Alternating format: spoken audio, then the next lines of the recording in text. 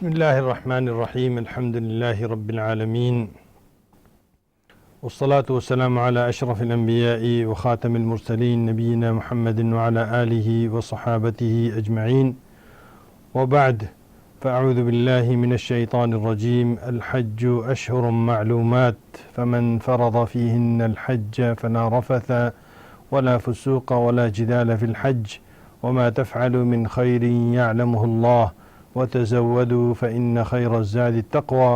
واتقوني يا أولي الألباب. ويقول النبي صلى الله عليه وسلم: الحج المبرور ليس له جزاء إلا الجنة، أو كما قال النبي صلى الله عليه وسلم.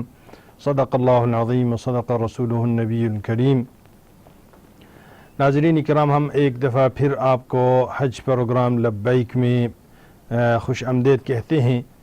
اور ان اپنے تمام کرم فرماؤں کا بھی شکریہ ادا کرتے ہیں کہ جنہوں نے یہ پروگرام ترتیب دیا اور ہمیں یہ موقع دیا کہ آپ کے سوالات سنیں اس حج کے موضوع کے اوپر،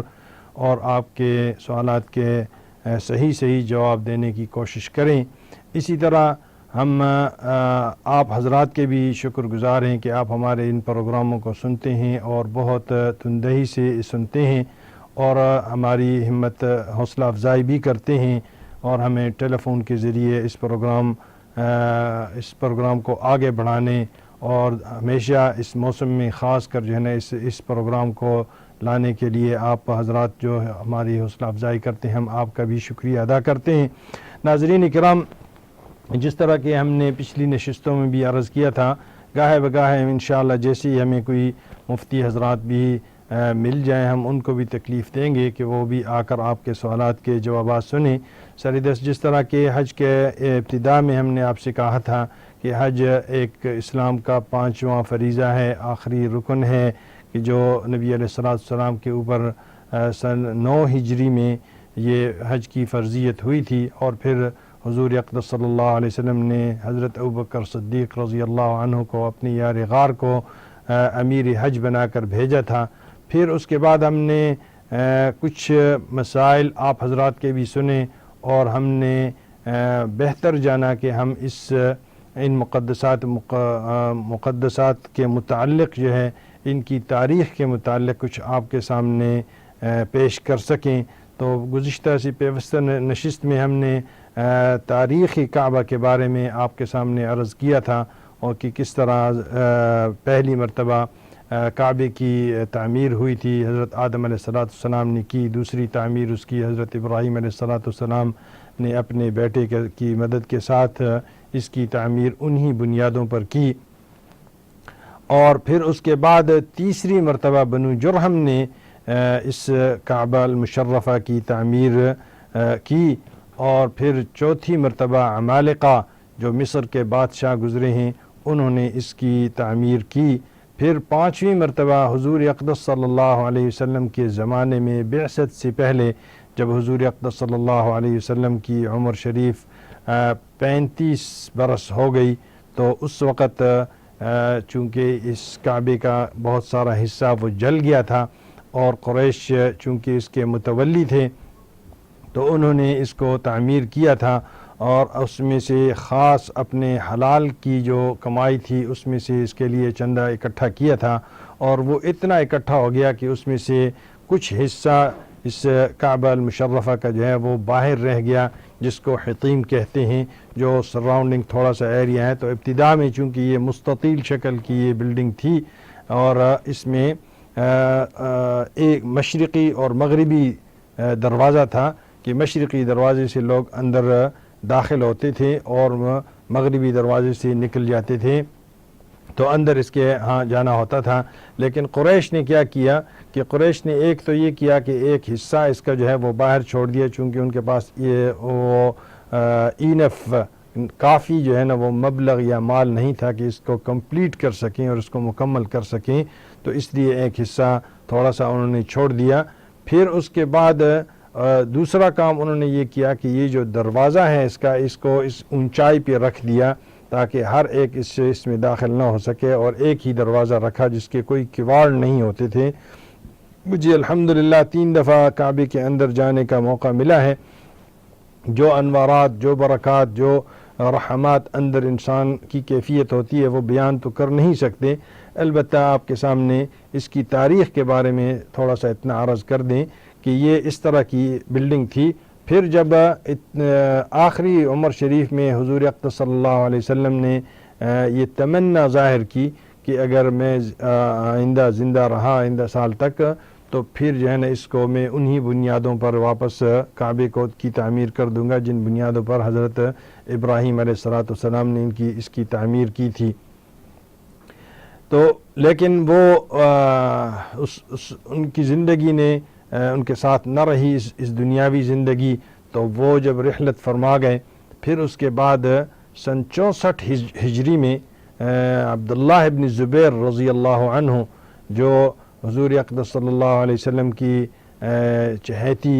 بیوی ام المؤمنین حضرت عائشہ رضی اللہ عنہ کے بھانجے بھی تھے, تو وہ ان کو جب امیر المؤمنین اتفاقاً وہاں اس وقت کا امیر المؤمنین مقرر کیا گیا تو انہوں نے اپنے زمانے میں اس کعبے کی تعمیر انہی بنیادوں پر کی جن بنیادوں پر حضرت ابراہیم علیہ السلام کی تعمیر تھی. اور اسی طرح 2 دروازے اس میں رکھے, ایک مشرقی اور مغربی دروازہ رکھا, یہ ایک سے اندر گزرتے تھے اور دوسرے سے نکل جاتے تھے. پھر جب 3-4 سال بعد حجاج ابن یوسف جو ہے نا اس نے چڑھائی کی مکہ مکرمہ پر, تو اس وقت جو ہے چونکہ وہ نہیں جب گورنر بنا مکہ مکرمہ کا تو اس نے اس تعمیر کو واپس اپنی اسی نہج پہ لے آیا جس پہ قریش نے اس کی جو آج کل بھی ہے اسی نہج پہ لے آیا اور اس کا دروازہ اسی طرح اونچا رکھا. پھر اس کے بعد ایک فتویٰ بھی اس میں ہوا جو اس وقت کے امام مالک رحمہ اللہ زندہ تھے, تو ان سے فتویٰ پوچھا گیا کہ یہ حجاج بن یوسف کے جانے کے بعد جب ان سے فتویٰ پوچھا گیا کہ اس کو کیا اب یہ پھر اسلامی سلطنت ہے اور وہ حجاج بن یوسف بھی نہیں رہا ہے, تو اب یہ عباسیوں کا دور ہے, تو اس میں کیا ہم اس کو واپس دوبارہ کر سکیں؟ تو اس نے کہا کہ کعبے کو ایک لعبہ یا ایک کھلونا جو ہے نا اس کو مت بنائیں, یہ کھلونا نہیں ہے. ہر ایک سلطان اور ہر ایک بادشاہ آئے گا اور اپنی منشا اور اپنی اس کے مطابق کوئی اس طرح اس کی بلڈنگ تعمیر کرے گا, کوئی اس طرح کرے گا. اب جس شکل میں ہے اسی میں اس کو رہنے دو, تو اسی پر اس کو رہنے دیا. پھر 11ویں صدی میں یعنی 11ویں صدی ہجری میں جب سلطان مراد عثمانی خلافت کا بادشاہ تھا تو اس وقت اس کی دیواریں ایک طرف سے گر گئی تھیں, تو پھر انہوں نے اس کی دوبارہ تعمیر کی. اور اس سے پہلے اس کا چھت نہیں ہوتا تھا, تو پھر اس کے اوپر اس نے چھت بھی ڈالا, اور پھر اس کے بعد یہ تعمیر اسی طرح رہی. اور سلطنت عثمانیہ کے زمانے میں اس کے آس پاس جتنی بھی بلڈنگ ہے اس کو بھی صحیح کیا گیا اور اس کی تعمیر کی گئی. اور گویا کہ وہ اس وقت سیلاب سے خستہ ہو گئی تھی, تو انہوں نے خاص اہتمام سے اللہ پاک نے ان کو یہ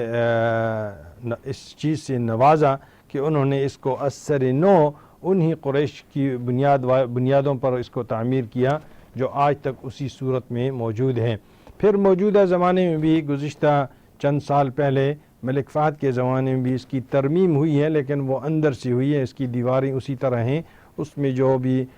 کچھ جگہ جو ہے نا وہ خراب ہو جائے تو اس کی ترمیم وغیرہ کرتے رہتے ہیں اندر سے بھی اور باہر سے. تو اندر سے اس کی صفائی ستھرائی وغیرہ کا ایک خاص انتظام کیا گیا تھا ملک فہد کے زمانے میں, تو وہ بھی. البتہ اس کے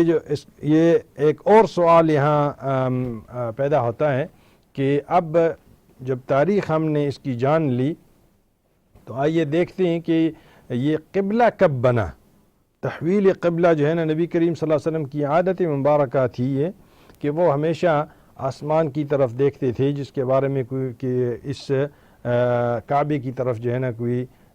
قبلہ بننے کے لیے کوئی اللہ پاک کی طرف سے حکم آ جائے, اور حکم الہی موجود چونکہ نہیں تھا تو اس وقت تک حضور اقدس صلی اللہ علیہ وسلم حتیٰ یہ کہ وہ یہاں سے ہجرت کر گئے تو 16-17 مہینے تک مدینہ منورہ میں بھی بیت المقدس کی طرف رخ کر کے وہ نماز پڑھا کرتے تھے، اور چونکہ نماز جو ہے وہ ابتدائی دور میں ہی فرض ہو گئی تھی تو اس لیے وہ وہاں بیت المقدس کی طرف ہی رخ کر کے تو وہ نماز پڑھا کرتے تھے۔ تو اس لیے اس کے بارے میں کوئی خاص حکم جو ہے نا اللہ پاک کی طرف سے نازل نہیں ہوا تھا، اس لیے مکہ مکرمہ کی 13 سالہ زندگی اور اسی طرح حضور اقدس صلی اللہ علیہ وسلم کی 16 یا 17 یا 18 مہینے کی مدینہ منورہ کی ابتدائی جو زندگی ہے اس میں یہی عمل رہا۔ پھر ہم اگر ہجرت کے دوسرے سال کعبہ کو قبلہ بنانے کے متعلق جو ہے اللہ پاک کی طرف سے حکم نازل ہوا جو دوسرے سپارے میں ہے کہ قد نرى تقلب وجهك في السماء فلنولينك قبلة ترضاها فول وجهك شطر المسجد الحرام وحيثما كنتم فولوا وجوهكم شطره وإن الذين أوتوا الكتاب ليعلمون أنه الحق من ربهم وما الله بغافل عما يعملون، جس کا ترجمہ یہ ہے کہ بے شک ہم آپ کا بیت المقدس کے قبلہ ہونے کے ایام میں کعبہ قبلہ مقرر ہونے کے لیے آسمان کی طرف جب آپ بار بار منہ کر کے دیکھتے تھے تو ہم اور اسی چیز کا آپ کو انتظار تھا، دیکھ رہے تھے یہ ہم۔ اللہ پاک فرما رہے ہیں کہ جو قبلہ کعبہ آپ کو پسند ہے وہی ہم مقرر کر دیں گے، سو اب نماز میں قبلہ کی کعبے کی طرف جو ہے وہ رخ کر لیا کیجئے، اور سب مسلمان بھی جہاں کہیں بھی ہوں اسی کی طرف منہ کر کے وہ اپنی نماز پڑھا کریں اور اسی کو اپنا قبلہ بنائیں۔ اور اس میں کوئی شک نہیں ہے کہ اہل کتاب یقیناً جانتے ہیں کہ تحویل قبلہ حضور اقدس صلی اللہ علیہ وسلم کے لیے حق ہے اللہ کی طرف سے، اور جو کچھ وہ کر رہے ہیں اللہ ان سے بے خبر نہیں ہے۔ یہ حکم نبی علیہ السلام نبی کریم سرکار دو جہان صلی اللہ علیہ وسلم کے دلی منشا کے مطابق تھا۔ آپ دل سے چاہتے تھے کہ مسلمانوں کا قبلہ وہ مسجد بنائی جائے جس کے بانی حضرت ابراہیم علیہ السلام تھے، جسے مکعب شکل کی عمارت ہونے کی وجہ سے کعبہ کہتے ہیں، اور صرف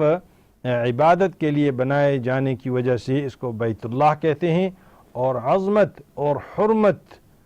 کی وجہ سے اس کو مسجد الحرام بھی کہتے ہیں۔ تو یہ تینوں نام جو ہیں یہ اس طرح ہیں کہ اگر کوئی کہے کہ مسجد الحرام کی طرف میں منہ کر کے اپنی نماز پڑھتا ہوں تو بھی جائز ہے، کیونکہ عظمت اور حرمت کے لحاظ سے اس کو مسجد الحرام کہتے ہیں۔ اگر کوئی کہے کہ میں منہ میرا بیت اللہ شریف کی طرف تو یہ بھی جائز ہے، کیونکہ یہ وہ گھر ہے کہ جو صرف عبادت کے لیے بنایا گیا ہے۔ اور اگر کوئی کہے کہ منہ میرا خانہ کعبہ شریف کے تو یہ بھی جائز ہے۔ تو تینوں نام جو ہیں اس ایک جگہ کے نام ہیں۔ اس نام کی وجہ جو ہے وہ یہ ہے اور کہ یہ چونکہ مکعب شکل میں ہے، اور اس بیت اللہ نام ہونے کی وجہ یہ ہے کہ یہ عبادت گاہ ہے، اور مسجد الحرام اس لیے کہتے ہیں کہ اس کی عظمت ہے اور اس کی حرمت ہے، اللہ نے اس کی حرمت رکھی ہے اور اللہ نے اس کی عظمت رکھی ہے۔ ناظرین کرام، سن 6 ہجری میں حضور اقدس صلی اللہ علیہ وسلم نے اپنا ایک خواب جو ہے مسلمانوں کو سنایا اور فرمایا کہ میں نے دیکھا کہ میں اور مسلمان جو ہیں وہ مکہ مکرمہ پہنچ گئے ہیں اور بیت اللہ شریف کا جو ہے طواف کر رہے ہیں۔ تو مسلمانوں نے جو کعبہ کے طواف کے لیے عرصہ دراز سے ان کی تمنا تھی اور ان کی دلی خواہش تھی کہ وہ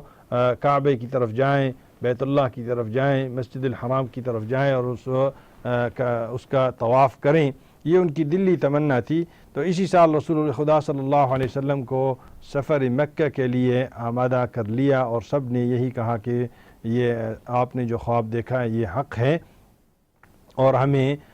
طواف کے لیے مکہ مکرمہ جانا چاہیے۔ مدینہ منورہ سے چلتے وقت مسلمانوں نے کوئی اپنے ساتھ کوئی سامان جنگ یا ساز و سامان جو جنگ کا ہے وہ نہیں لیا تھا، صرف قربانی کے اونٹ وغیرہ جو ہے نا، وہ بکرے وغیرہ وہ چیزیں اپنے ساتھ لی تھیں، اور سفر بھی ذیقات کے مہینے میں حضور اقدس صلی اللہ علیہ وسلم نے کیا تھا، اور ذیقات کا وہ مہینہ ہے کہ جو اسلام سے پہلے بھی حرام سمجھا جاتا ہے، اس میں قتال